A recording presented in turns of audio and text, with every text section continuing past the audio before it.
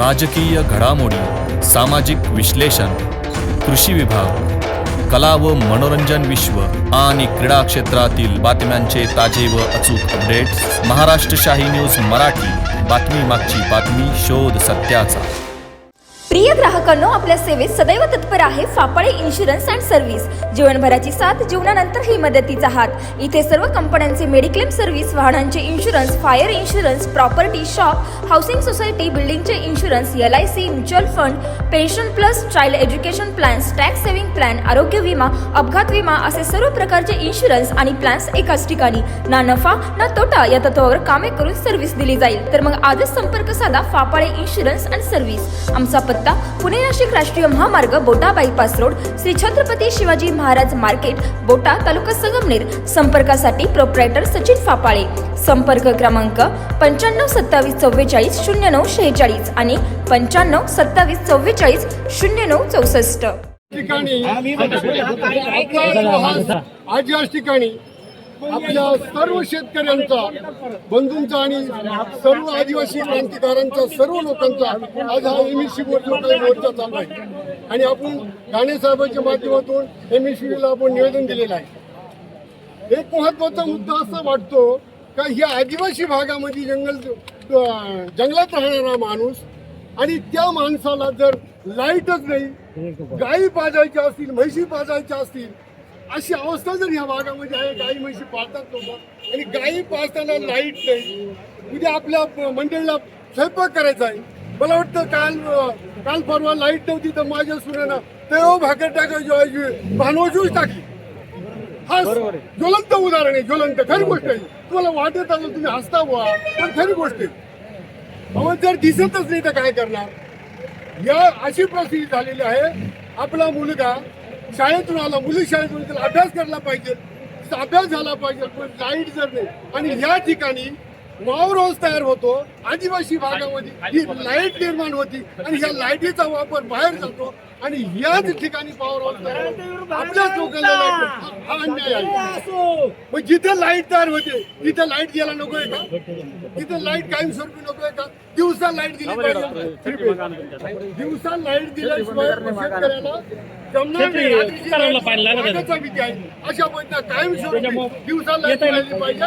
Prepaid light आणि ही सलग जी light आहे ही कायम मिळाली पाहिजे. आणि ती वेळेत, आणि तुम्हाला जर लोड शेडिंग करायचं असेल तर 4 वाजता लाईट तुम्ही प्रीपेड जाते. मग तुम्ही 4, 5, 6 वाजेपर्यंत 2 तास लोड शेडिंग करू शकत नाही का? 7ला लाईट येऊ शकत नाही का?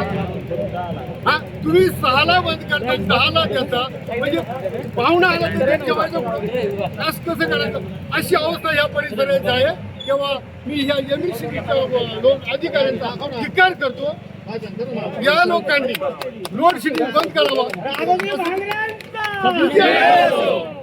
आज लाईट गेली आणि घालवली तर उद्या परवा कोणत्याही सूचना न देता परत रस्ता रोको करण्यात येईल. तेव्हा ज्या पद्धतीनं वीज कर्मचाऱ्यांनी वीज प्रशासनाला जे आश्वासन दिलं आहे लेखित, त्या पद्धतीने आज दुपारपर्यंत जर ते काम नाही झाले आणि जर आज संध्याकाळी 7 ते 9 या वेळेत लाईट घालवली तर कुठलीही सूचना न देता आम्ही याच्यापेक्षाही भयंकर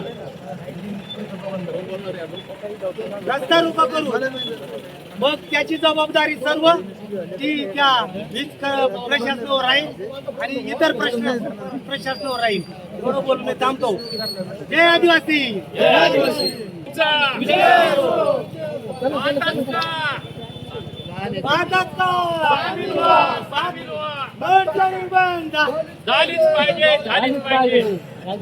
तुकाराम खाडे, बाजारीतून सावणे, बाजीराव सकवर, डोळे पाटील, सुनील पवार, मारुती खाडे, संतोष सोडणार, राजाराम धारमल,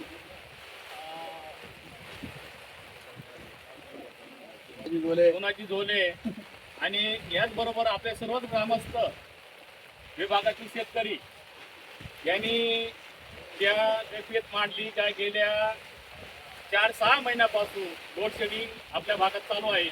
आपण मुक्याचा मार सहन करतो तसं आपण आतापर्यंत सहन केलं आणि अतिरेक झाला आणि पावसा पाण्याचे दिवस असतानाही महावितरण कंपनीला जाग आली नाही. म्हणून त्यांना जाग आणण्यासाठी आपण 19 8 रोजी त्यांना निवेदन दिलं का आमच्या भागामध्ये जे लोड शेडिंग चालू आहे, गाडगार फिटर असेल, रतनवाडी फिटर असेल, देवगा फिटर असेल, हे सर्व फिटर वरील म्हणजे जे फिडर आहेत ते सर्व फिडरवरील लोड कसा कमी करायचा आणि आम्हाला लोड शेडिंग पासून कसं तुम्ही दूर ठेवायचं यासाठी आपण त्यांना 19 तारखेला इथं आणून आपण निवेदन दिलं. ते निवेदनाची दखल घेत आज उप महाअभियंता आणि सहाय्यक अभियंता यांनी आपल्याला पत्रव्यवहार केलेला आहे. तर त्या पत्रव्यवहारामध्ये ते असं म्हणतात का जे आपण सध्या 19 तारखेला जे निवेदन दिलं त्या निवेदनाच्या प्रती त्यांनी जे काम इथं पातळीवर चालू केलंय, इथं पातळीवर काम चालू करत असताना त्यांचं काल काम अपूर्ण राहिले, तर आज दुपारपर्यंत आपलं पूर्ण लोड शेडिंग ते बंद करणार आहे, ते रेग्युलर लाईट देणार आहेत असा या पत्रात त्यांनी उल्लेख केलेला आहे. आणि जी आपण 7 ते 9 दरम्यान वेळ म्हणतो त्यांनी 6 ते 9 दरम्यान वेळ दिलेली होती लोड शेडिंगची, तर ती ते आता बंद करणार आहेत. कालपासून गेल्या मागच्या आठवड्यामध्ये घाटघर फीडर चालू केलं, काल रतनवाडी फीडर चालू केलं, आज आपलं देवगाव फीडर ते चालू करणार आहेत. माझी एवढीच विनंती आहे का जई साहेबांना, विंटू साहेबांना विनंती आहे का एवढ्या 2 दिवसामध्ये जर परत ते फीडर बंद पडले, आज तुम्ही चालू करणार आहेत आणि तुमचा DY असेल, एक्झिक्युटिव्ह अभियंता असेल, यांना सर्वांना मेसेज द्या वरिष्ठ कार्यालयांना. जर तुमचा AC असेल आणि जर तुम्ही अचानक आम्ही गेल्यानंतर आजच्या दिवस लाईट द्यायला नव्हत्या परत आमचं फीडर बंद करा लोड शेडिंगचं, तर हे चालणार नाही, हे चालणार नाही. काही स्वरूपी हे फीडर चालू राहिलेच पाहिजे, लोड शेडिंग त्यांची बंद झालीच पाहिजे. आणि त्यानंतर आमचे स्मार्ट मीटर जे स्मार्ट मीटर आहे ते केंद्र शासनाची आणि महाराष्ट्र शासनाचे परिपत्रक वाचा. त्या परिपत्रात म्हटलंय का आम्ही हा स्मार्ट मीटर हे कंपल्सरी देत नाहीत आणि तुम्ही आमच्यावर जर कंपल्सरी जर स्मार्ट मीटर लागणार असेल तर हे चालणार नाही, हे चालणार नाही.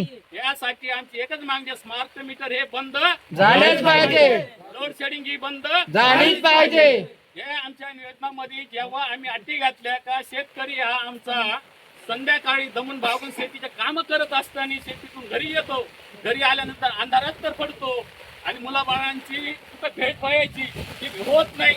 या अंधारामध्ये दिवाबत्तीमध्ये आमचे मुलं सुद्धा आम्हाला दिसत नाही, एवढी परिस्थिती आहे. तरी यासाठी आपण कोणत्या परिस्थितीमध्ये लोड शेडिंग ही बंद झालीच पाहिजे. जय आदिवासी, जय रामोजी. महाराष्ट्र शाही न्यूज मराठी, बातमी मागची बातमी, शोध सत्याचा.